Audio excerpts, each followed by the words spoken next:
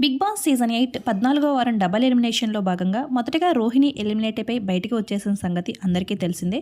Rohini eliminate అయిపోయి బయటికి వచ్చిన తర్వాత కొన్ని ఇంటర్వ్యూస్లోని బిగ్ బాస్ సీజన్ 8 విన్నర్ ఎవరవుతారనేది చెప్పేసింది.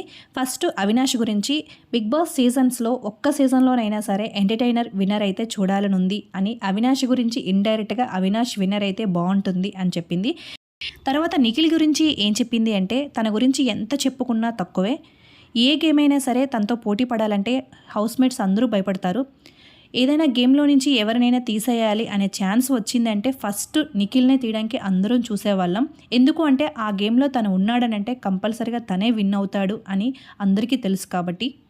నిఖిల్ కేవలం గేమ్ పరంగానే కాదు, మిగతా హౌస్మేట్స్ అందరూ కూడా ట్రిగర్ అయ్యి అప్పుడప్పుడు వాళ్ళ నోటి నుంచి బ్యాడ్ వర్డ్స్ కూడా వస్తూ ఉంటాయి. కానీ నిఖిల్ నోటి నుంచి ఇంతవరకు కూడా ఒక్కసారి కూడా ఎలాంటి బ్యాడ్ వర్డ్ రాలేదు. చాలా జెన్యూన్గా కూడా ఉంటాడు. నిఖిల్లో ఉండే ఒక చిన్న డ్రాబ్యాక్ ఏంటి అంటే ఎమోషన్స్కి ఎక్కువగా వాల్యూ ఇస్తూ ఉంటాడు. కానీ ఎస్మి అండ్ పృథ్వీ ఎలిమినేట్ అయిన తర్వాత తన గేమ్ చాలా బాగుంది. ఇంకా బిగ్ బాస్ సీజన్ 8 విన్నర్ అయ్యే ఛాన్సెస్ ఎక్కువగా నిఖిల్కే ఉన్నాయని చెప్పకనే చెప్పేసింది.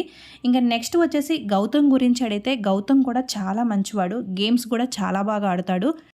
మీరు గౌతమ్ని ఇష్టపడ్డారు కదా అని అడిగితే అది కేవలం బిగ్ బాస్ హౌస్లో కంటెంట్ కోసం మాత్రమే అలా చేశానని చెప్పింది. గౌతమ్లో ఉన్న డ్రాబ్యాక్స్ ఏంటి అంటే తను ఎక్కువగా కెమెరాలతో మాట్లాడుతూ ఉంటాడు. ఇంకా అంతేకాకుండా తను మంచివాడు అని చూపించుకోవడం కోసం ఎదుటివారిని ఎదవలు చేయాలని ప్రూవ్ చేయాలని చూస్తుంటాడని కూడా చెప్పింది.